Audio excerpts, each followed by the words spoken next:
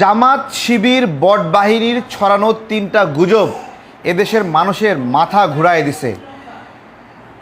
জামাতের আমির শফিকুর রহমান সহ সেই গুজবে অংশ নিয়েছে, তিনি ফেসবুকে পোস্ট করেছেন পর্যন্ত। আসুন আমরা একটা গুজব বিষয়ে জানি।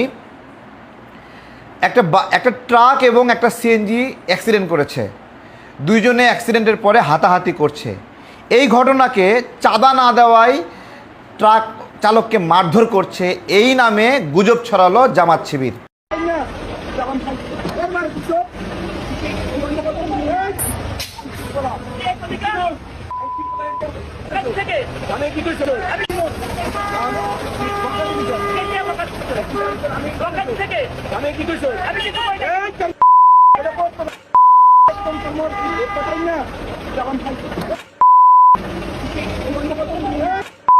So guys, আমাদের সিএনজি লাগাই দিছে, বুঝছেন?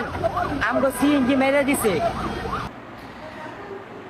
আর একটা গুজব আমরা দেখি, এই গুজবে সিএনজিওয়ালা 20 টাকার ভাড়া 40 টাকা দাবি করেছে।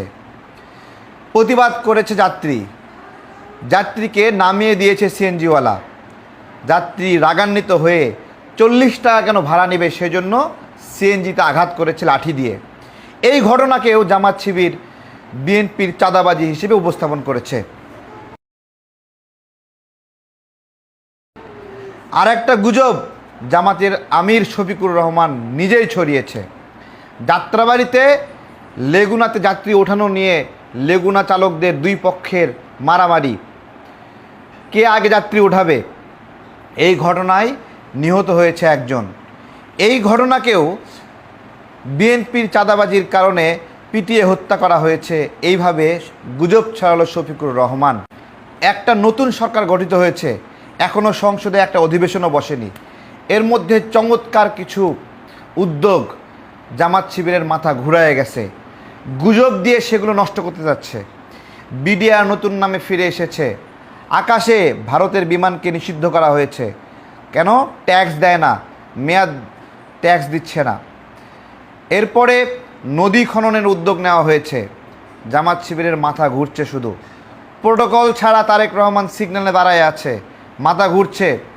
সারা দেশে বিএনপির এমপিরা চাঁদাবাজের বিরুদ্ধে ব্যবস্থা নিচ্ছে, পুলিশ চাঁদাবাজকে ধরে মাইকিং করছে এবং বিএনপির এমপিরা চাঁদাবাজকে ধরে জেলখানায় দিচ্ছে। জামাত শিবির গুজব ছড়াচ্ছে, মাথা ঘুরছে, গুজব দিয়ে পরাজিত করতে যাচ্ছে। একটা নতুন গঠিত সরকারকে শান্তিতে থাকতে দিতে যাচ্ছে না জামাত শিবির। এই হলো এদের রূপ। এদের আমির পর্যন্ত গুজবে অংশ নিয়েছে। এর আগে জামাতের আমির নোয়াখালী ধর্ষণের ঘটনায় গুজব ছড়ালো। যেই দলের সর্বোচ্চ নেতৃত্বের জায়গায় গুজব ছড়ায় তাদের কাছ থেকে কী আশা করবেন?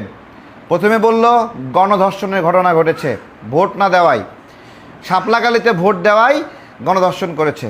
পরবর্তীতে সেই নারী বলল গণধর্ষণ না, শুধু ধর্ষণ করেছে। ডক্টর ইউনূস ফোন দিল, বলল ধর্ষণ নয়, ধর্ষণের চেষ্টা করা হয়েছে। এইবার শফিকুর রহমান কি জবাব দেবে জানতে চাই। এইভাবে তারা বিরোধী দলের ভূমিকা পালন করবে গুজবে জানতে চাই আমরা।